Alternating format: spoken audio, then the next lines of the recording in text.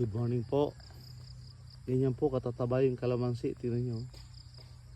Kaya po kinukuna namin ng bunga. Parang yung nutrient mapunta po na sa mga sa mga puno, sa puno niya, sa mga sanga. Parang makabilo po siya at saka na namin pabubungahin. Kasi ngayon, ang daming bunga na prone siya mabali. Yan. Yan po yung buong kalamansi Ito po mga libo po ito, libo.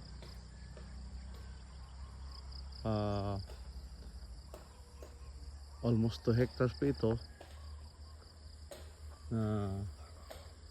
Na-prepare ko ito po para sa aking retirement. Yan.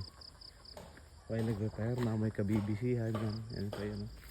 Tingnan nyo gano'n siya katataba Ang daming bunga kaya lang inulog muna namin ngayon. Hindi pa right time magbunga Yan, tingnan nyo kung gano'n siya katataba Yan, nakapila yan along the way. Yan. Dito, yan. Nag-uumpisa na pong lumabas yung mga bagong sanga niya. Yan. All the way there, sa malayo. Yan. Yan.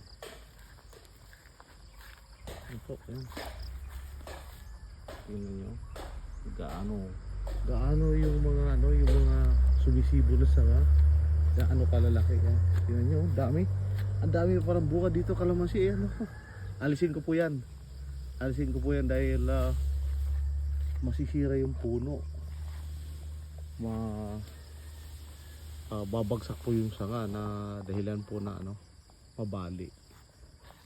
So yan po lang muna at maraming salamat sa inyong lahat.